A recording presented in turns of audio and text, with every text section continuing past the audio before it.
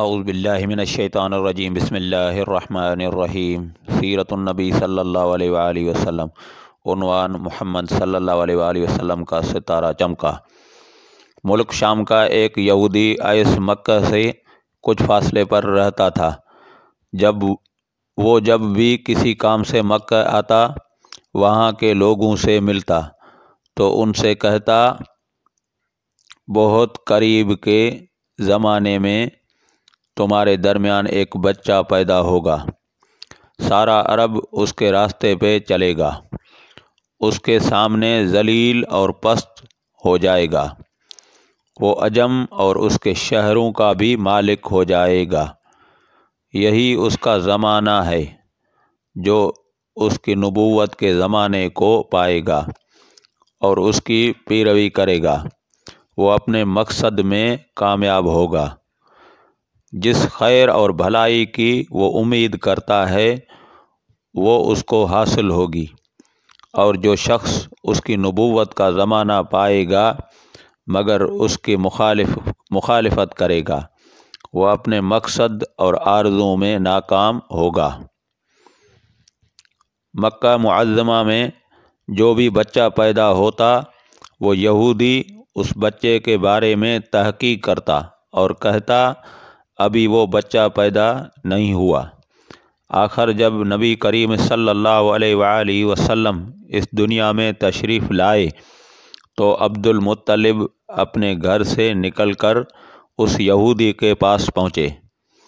اس کی عبادت گاہ کے دروازے پر پہنچ کر انہوں نے آواز دی۔ ایس نے پوچھا کون ہے؟ انہوں نے اپنا نام بتایا۔ پھر اس سے پوچھا تم اس بچے کے بارے میں کیا کہتے ہو؟ اس نے انہیں دیکھا، پھر بولا ہاں تم ہی اس کے باپ ہو سکتے ہو۔ بے شک وہ بچہ پیدا ہو گیا ہے جس کے بارے میں نے تم لوگوں سے کہا کرتا تھا، وہ ستارہ آج طلوع ہو گیا ہے جو اس بچے کی پیدائش کی علامت ہے، اور اس کی علامت یہ ہے کہ اس وقت اس بچے کو درد ہو رہا ہے۔ یہ تکلیف اسے 3 دن رہے گی اور اس کے بعد یہ ٹھیک ہو جائے گا۔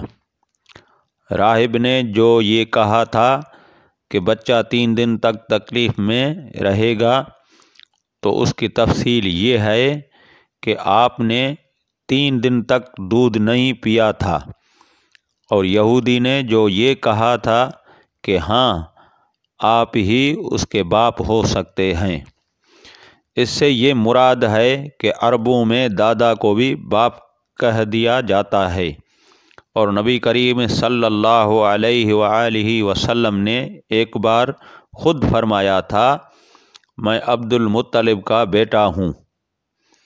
یہودی نے عبد المطلب سے یہ بھی کہا تھا اس بارے میں اپنی زبان بند رکھیں، یعنی کسی کو کچھ نہ بتائیں، ورنہ لوگ اس بچے سے زبردست حسد کریں گے، اتنا حسد کریں گے کہ آج تک کسی نے نہیں کیا، اور اس کی اس قدر سخت مخالفت ہوگی کہ دنیا میں کسی اور کی اتنی مخالفت نہیں ہوئی۔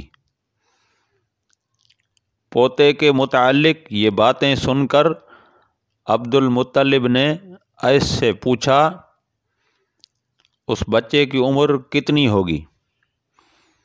یہودی نے اس سوال کے جواب میں کہا اگر اس بچے کی عمر طبی ہوئی تو بھی 70 سال تک نہیں ہوگی، بلکہ اس سے پہلے ہی 61 یا 63 سال کی عمر میں وفات ہو جائے گی، اور اس کی امت کی اوسط عمر بھی اتنی ہوگی۔ اس کی پیدائش کے وقت دنیا کے بت ٹوٹ کر گر جائیں گے۔ یہ ساری علامات اس یہودی نے گزشتہ انبیاء کے پیش گوئیوں سے معلوم کی تھیں، اور سب بالکل سچ ثابت ہوئیں۔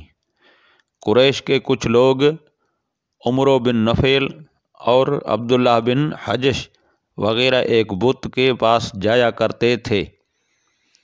یہ اس رات بھی اس کے پاس گئے جس رات آپ صلی اللہ علیہ وآلہ وسلم کی پیدائش ہوئی۔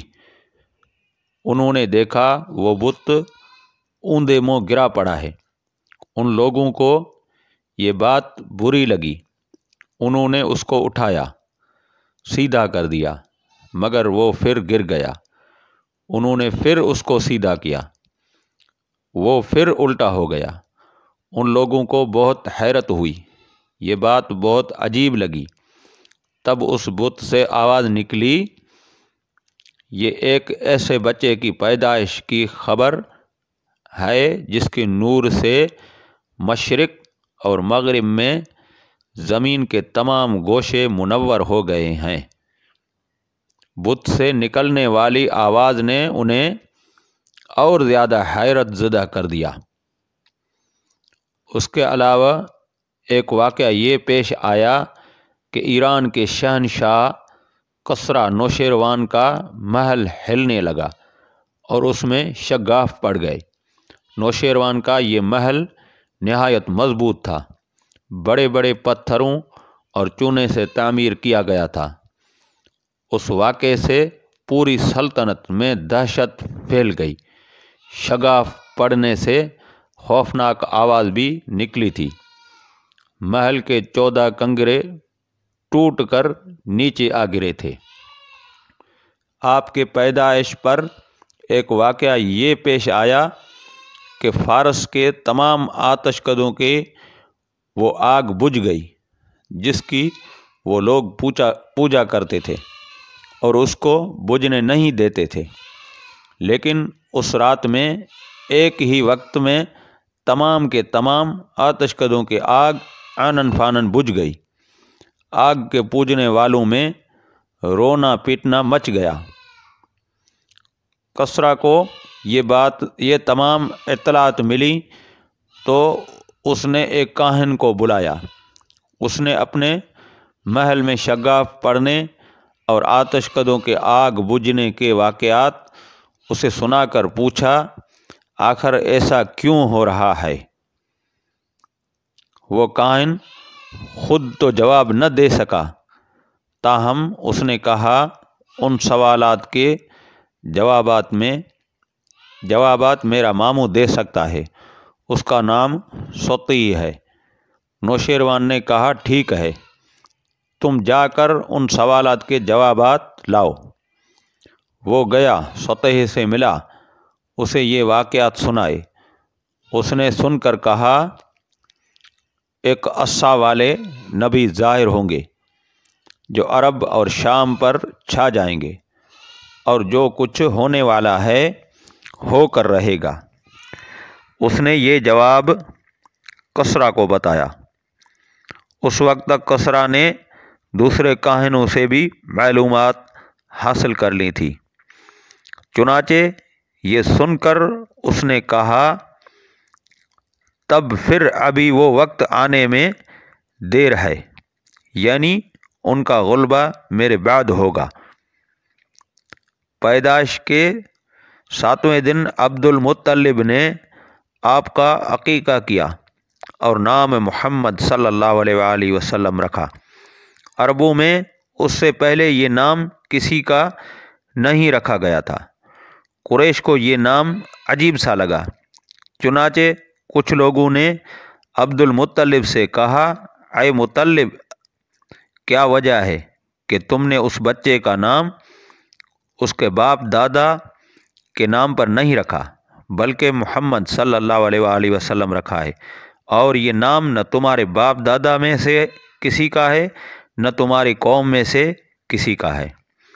عبد المطلب نے انہیں جواب دیا، میری تمنا ہے کہ آسمانوں میں اللہ تعالیٰ اس بچے کی تعریف فرمائے اور زمین پر لوگ اس کی تعریف کریں۔ محمد صلی اللہ علیہ وآلہ وسلم کے معنی ہے جس کی بہت زیادہ تعریف کی جائے۔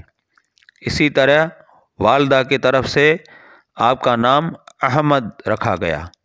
احمد نام بھی اس سے پہلے کسی کا نہیں رکھا گیا تھا۔ مطلب یہ کہ ان دونوں ناموں کے اللہ تعالیٰ نے حفاظت کی اور کوئی بھی یہ نام نہ رکھ سکا۔ احمد کا مطلب ہے سب سے زیادہ تعریف کرنے والا۔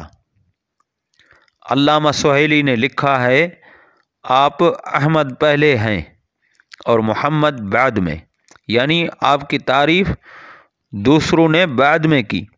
اس سے پہلے آپ کی شان یہ ہے کہ آپ اللہ تعالیٰ کی سب سے زیادہ حمد و ثنا کرنے والے ہیں۔ پرانی کتابوں میں آپ کا نام احمد ذکر کیا گیا ہے۔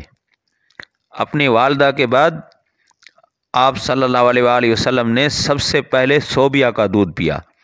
صوبیہ نبی کریم صلی اللہ علیہ وآلہ وسلم کے چچا ابو لہب کی باندھی تھی۔ ان کو ابو لہب نے آپ کی پیدائش کی خوشی میں آزاد کر دیا تھا۔ صوبیہ نے آپ کو چند دن تک دودھ پلایا۔ انہی دنوں صوبیہ کے ہاں اپنا بیٹا پیدا ہوا تھا۔ آپ کی والدہ نے آپ کو صرف 9 دن تک دودھ پلایا۔ ان کے بعد صوبیہ نے پلایا۔ پھر دودھ پلانے کی باری حضرت حلیمہ سعدیہ رضی اللہ عنہا کی آئی۔ حضرت حلیمہ سعدیہ رضی اللہ عنہا اپنی بستی سے روانہ ہوئی۔ ان کے ساتھ ان کا دودھ پیتا بچہ اور شوہر بھی تھے۔